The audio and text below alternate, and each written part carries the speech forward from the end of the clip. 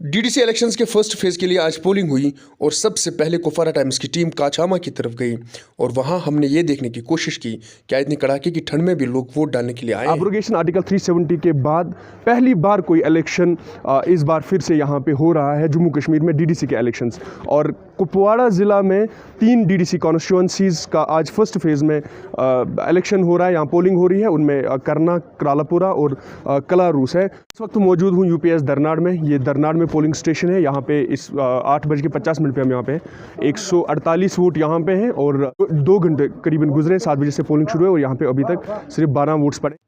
हमने यहाँ चंद राय दहतगान से पूछा कि आखिर एब्रोगेशन आर्टिकल 370 के बाद क्या उन्हें उम्मीद है कि वो वाकई में वोट डाल के डेवलपमेंट की मांग कर सकते हैं। खुसूसन जो हमारे यहाँ पे बिलो एज 40 के लोग हैं उनसे ये जानने की कोशिश करेंगे कि वो इस इलेक्शन को किस नज़र से देखते हैं। पोस्ट एब्रोगेशन आर्टिकल 370 डेवलपमेंट को लेके पीएचडी का मिलना, बीजेपी का उनसे अलग होना और ये कहना कि ये गैंग है, क्या वाकई में डेवलपमेंट को लेके लोग वोट डालेंगे या फिर जिस तरह से पीएचडी कह रही है कि ये कश्मीरियों की इज्जत है उसको वोट देंगे। क्या नाम है आपका? मेरा नाम राजा सलीम खान है। ओके, कहाँ से हैं आप? मैं काचामा से रहता हूँ। मैं सलीम मैं आपसे ये जानना चाहता हूँ, जैसे पोस्ट एब्रोगेशन आर्टिकल 370 पहला इलेक्शन, आप इसको किस नज़र से देखते हैं? जिस हिसाब से ये आर्टिकल 370 के बाद हमारा पहला इलेक्शन है, ये काफ़ी हम कहें कि इसे हम बड़ी इम्पॉर्टेंट निगाह से देखते हैं, क्योंकि जो आर्टिकल 370 मतलब जब उसको एब्रोगेट किया गया था तब सेंट्रल गवर्नमेंट की तरफ से ये कहा गया था कि यहाँ पे अब डेवलपमेंट होगी, यहाँ पे अब तरक्की होगी, लेकिन ऐसा हमें कुछ देखने को मिला नहीं। पिछला 1.5 साल हो गया। 1.5 साल में हम ऐसे देख रहे हैं अपने कश्मीर को कि हमारी कश्मीर जो है अब उससे भी पीछे जा रही है। इसलिए ये इलेक्शन जो है बहुत इंपॉर्टेंट है। जो पीएचडी का जो अलायंस हुआ है वो भी बड़ा इंपॉर्टेंट है।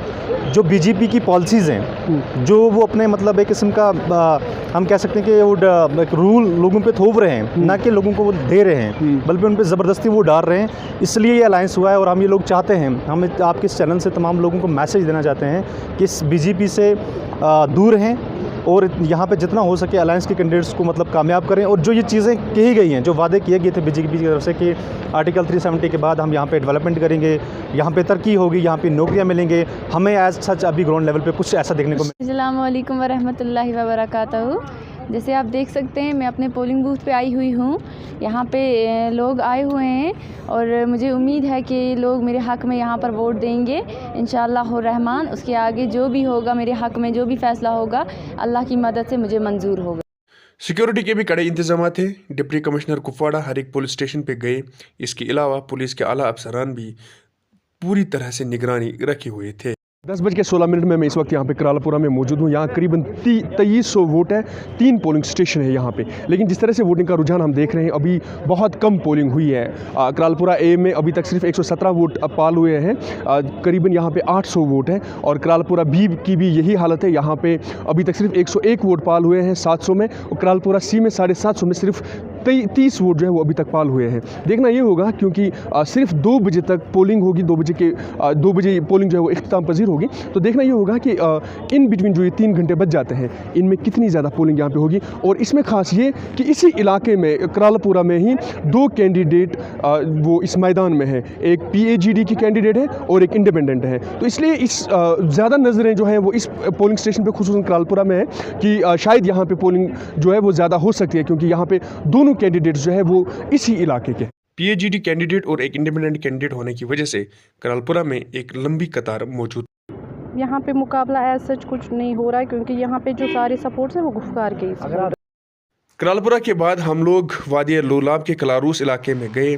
कलारूस वाहिद ऐसी सीट है जो एसटी रिज़र्व है। इस इलाके में पोलिंग परसेंटेज इतनी ज़्यादा तो नहीं रही, मगर ये कि लोगों में बहुत ज़्यादा उत्साह था कि वो अपना वोट डालने के लिए आ रहे हैं। हम क्रालापुरा से निकल के अभी इस वक्त कलारूस में हैं, जो कि करीबन क्रालापुरा से 45 किलोमीटर दूर पड़ता है।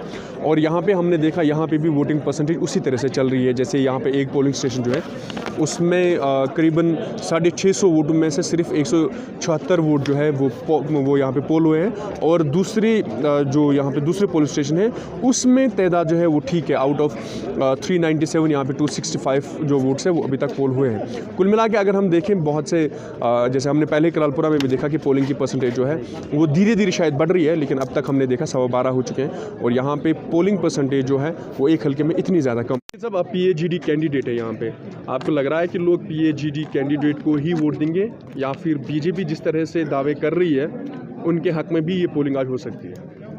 जी हाँ, ये कुदरती बात है कि GAPD इसने जो अलायंस कैंडिडेट खड़े किए हुए हैं, आज से पहले जो इलेक्शन यहाँ होते रहते थे तो अपनी अपनी पार्टी की तरफ से, चाहे NC हो, PDP हो या कांग्रेस हो या PC हो, लोग अंत तक कोशिश करते रहते थे कि अपनी हमारी पार्टियाँ जीतें। अगर अब सब पार्टियाँ मिल के ग्राउंड में एक कैंडिडेट को खड़ा कर रहे हैं तो दैट मीन्स कि ये इसका कुदरती बात है कि सारे जितने भी नीचे वोटर हैं सारे इकट्ठे हो रहे हैं एक ही अलायंस कैंडिडेट के साथ। लोग PAGD को वोट क्यों दें? इस वजह से दें कि लोगों की जो नीचे ग्रास रूट की डिमांड्स हैं, जो लोगों की फार फॉलोइंग एरियाज़ हैं, कस्बा को छोड़ के आप मछल की तरफ जाएं, अब पीछे हमारे से मूरी वाले एरियाज़ हैं जो यहाँ ऊपर जबड़ वाले हैं या सरकुली के ऊपर साइड से हैं, ग्रास रूट लेवल पे आप जाके देखें कि वहाँ लोगों की क्या हालत है। जिन लोगों के से अपने कैंडिडेट्स को वोट देने के लिए जो चाहत होती थी, हो सकता है कहीं वो ना हो। आज ग्रास रूट लेवल पे हमारा जो कैंडिडेट खड़ा, या हम जो कैंडिडेट खड़े हैं अलायंस की तरफ से, लोग उस चीज़ को ये सोच के दे रहे हैं कि यह हमारा लोकल है, जहाँ भी चाहें इसको अपने साथ ले जा सकते हैं अपने डेवलपमेंट कामों के लिए। डेवलपमेंट तो इन इलाकों में नहीं हुई है ना, आपको लग रहा है कि ये वोट्स जो है ये सिर्फ डेवलपमेंट के लिए है? जी हाँ, बिल्कुल लग रहा है। हमारी जो यूथ है हम उसको लेके आगे चलेंगे, जो अनएम्प्लॉयड यूथ है हमारी, हम उसको आगे लेके चलेंगे। जो हमारे डेवलपमेंट के काम रुके पड़े हैं या जो रह गए हैं उसको लेके हमारा चलेंगे, ये हमारा एजेंडा है। इसके बाद हम नागसरी इलाका में गए। नागसरी कलारूस का एक ऐसा गांव है जहां पे PAGD के कैंडिडेट अब्दुल रशीद खान रहते हैं और यहां पे इंडिपेंडेंट कैंडिडेट को अच्छा खासा सपोर्ट है। इस इलाके में करीबन 300 ऐसे लोग थे जिनको 2 बजे के बाद पोलिंग का मौका भी नहीं मिला। 1:30 बजे हम इस वक्त यहाँ पे मौजूद है। ये नागसरी का इलाका है और यहाँ पे आप देख रहे हैं कि जम्मे गफ़ीर है जो यहाँ पे अपने वोट कास्ट करने के लिए आए हैं। उसकी सबसे बड़ी वजह यह है कि इसी गांव से PAGD के कैंडिडेट अब्दुल रशीद खान भी हैं, उन्हें यहाँ से मैंडेट मिला है और वो यहाँ से इस हल्के से लड़ रहे हैं। और दूसरी बात यह है कि यहाँ पे जब हम और लोगों से बात कर रहे थे, हमने उनसे जानने की कोशिश की कि आखिर इन इलाकों में पोलिंग इतनी ज़्यादा क्यों हो रही है, जबकि हम कलारूस मैन में देख रहे थे वहाँ पोलिंग बहुत ज़्यादा स्लो रफ्तार से चल रही थी। और उसकी जो मेन वजह है वो ये है कि यहाँ पे डेवलपमेंट की कमी है और शायद ये लोग पहली बार इस चीज़ को देख रहे हैं कि जब इनके अपने कैंडिडेट इसी इलाके से कोई इनकी खिदमत करने के लिए आ रहा है, उनके जो उन्हें लग रहा है कि कर सकते हैं। और ये भी देखना होगा कि PAGD कैंडिडेट के अलावा यहाँ पे इंडिपेंडेंट कैंडिडेट जो है वो भी मद्दे मुकाबला है और बहुत अच्छी पोजीशन में है। यहाँ पे गुजर एक्टिविस्ट है, यहाँ पे और भी बहुत सारे लोग हैं जो खुल के सामने आए। यहाँ BJP कैंडिडेट भी है, अपनी पार्टी की कैंडिडेट भी है। और हमें ये देखना होगा कि आखिर 2 बजे तक जो कि पोलिंग ख़त्म होगी तब तक यहाँ पे कितने पोलिंग हो जाती है। और ये कि जिस तरह से इस वक्त परसेंटेज की रुझान है, ऐसा बहुत मुश्किल से लग रहा है कि शायद 30% से पोलिंग भी बढ़ जाएगी। खैर अभी तो 1 घंटा, अभी आधा घंटा बाकी है और तब ये मालूम पड़ेगा कि आखिर यहाँ पे पोलिंग। मैं यहाँ का बाशिंदा हूँ। डेमोक्रेसी पे हमारा यकीन है। हमने 25 साल से